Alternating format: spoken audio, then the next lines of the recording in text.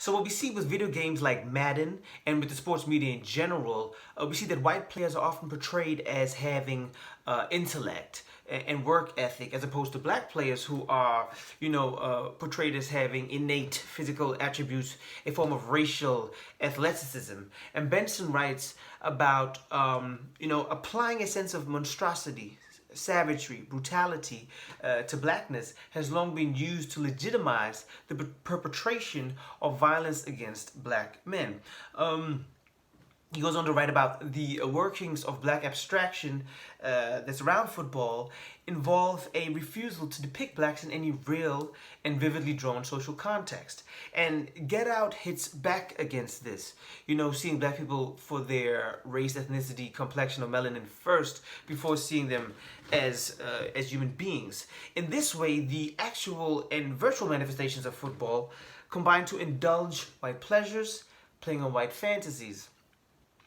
In my assignment on racial voyeurism, I also, not on racial voyeurism, but I wrote about a form of racial voyeurism where you see this combination of white spectatorship and harm done to the black body. And I'd like to read you a quote from my essay in which I state that, and I quote, "In an article detailing pornography and the perverse nature of white supremacy, Sharona J. Brown states that, quote, the exploitative dehumanization of and dominance over blackness provides white gratification in both the social and sexual arena.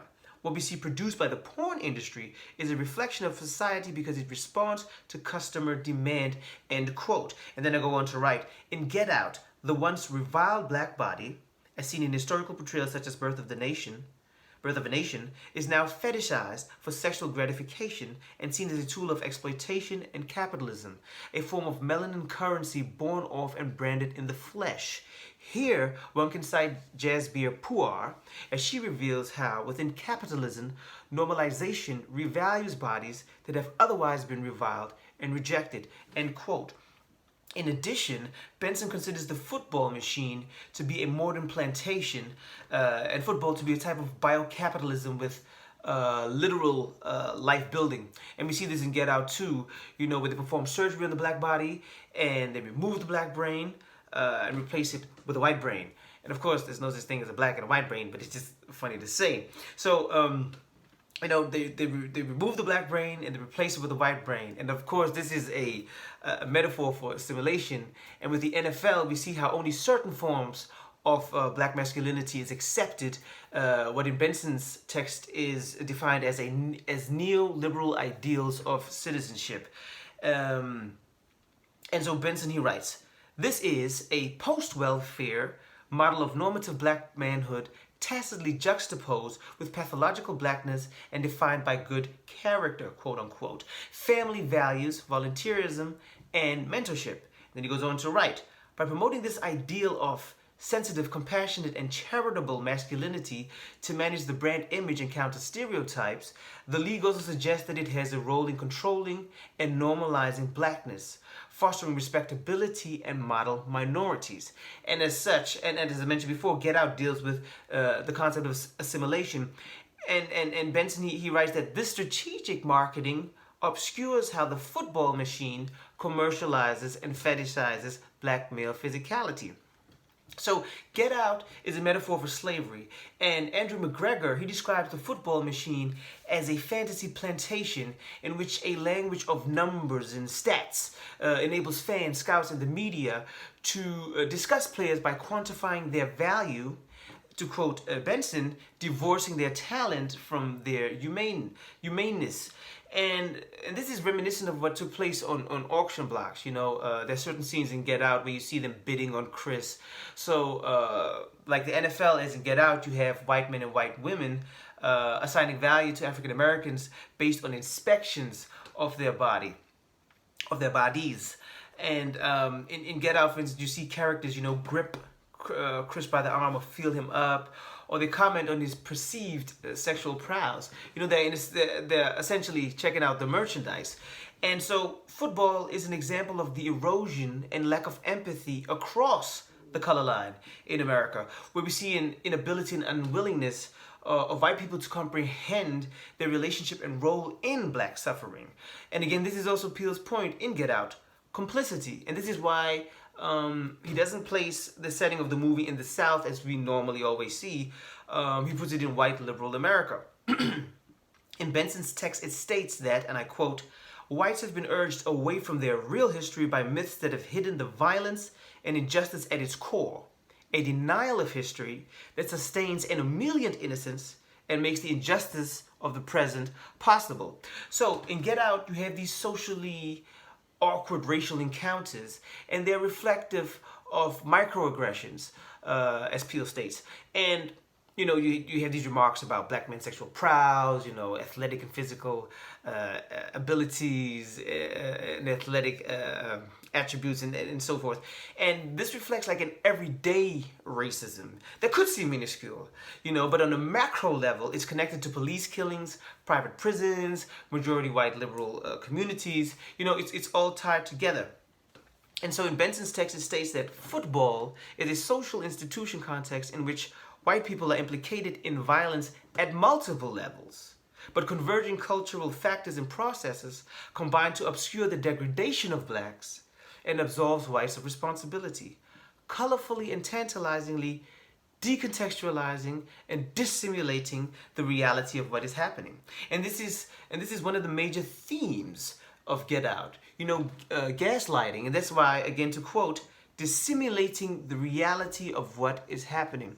Now, there's a interview where Seth Meyers is interviewing Jordan Peele, and he asked Jordan Peele, "I hear that you are," and this is a link for you guys also, "I hear that you are working on a Get Out ride for the Universal Studios theme park."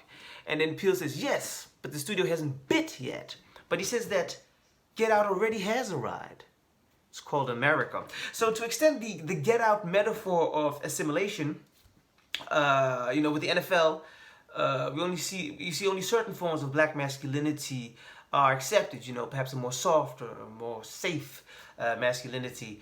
So the league only accepts what Benson would define as highly controlled and disciplined forms of blackness. And this would explain the contention with Kaepernick and his protest, where it's now made out to be about the military and the flag as opposed to police brutality and institutional racism, which was the intention of Kaepernick's protest. And now the irony is that fans are entertained by the drama and the harm done to black bodies on the field. Yet when people like Kaepernick and Omalu, they point out the destruction of the black body in real life, they are viciously and violently opposed, especially by those on the right. And we've seen this, with Black Lives Matter activists, violently opposed by those on the right. It is worth mentioning that since the Ferguson protesters, a few of the leading and prominent Ferguson protesters have been found murdered and dead since the protests in Ferguson. Again, not necessarily something that's talked much about in the media. So in terms of Kaepernick's protest, Benson writes of a sports war intertext, where sporting events are structured as large-scale patriotic theater meant to promote a sense of national unity that reflect and produce a view of America as a conflict-free and integrated nation. And so Benson, he sees these protests as crucial and provocative as they interrupt a coercive patriotism cultivated in scenes of valorized militarism and nationalism in which dissent is generally off limits. So in my essay entitled Refuse, Resist, Recast, I used Jack Halberstam's book Trans, which calls for non-definitive categorizations and classifications of trans bodies, communities, and experiences. And this essay dealt with that, as well as Kaepernick's protest and Peele's Get Out. And what I wrote in the conclusion also was the importance of marginalized groups to refuse, resist, and recast, not only in their fight against inequality, but also to carve out their own narratives and identities in opposition to the dominant narrative, or in spite of the dominant narrative that may suppress these narratives, experiences, and identities. So to sum it all up, Benson's text deals with the color of injury, the culture and color of injury, but also harm reduction in terms of how helmets are produced or certain techniques that the NFL uses to reduce harm. And for Benson, he sees football concussions not only as a public health issue, but also as a social justice issue, as African Americans are more likely to suffer traumatic brain injury than other groups.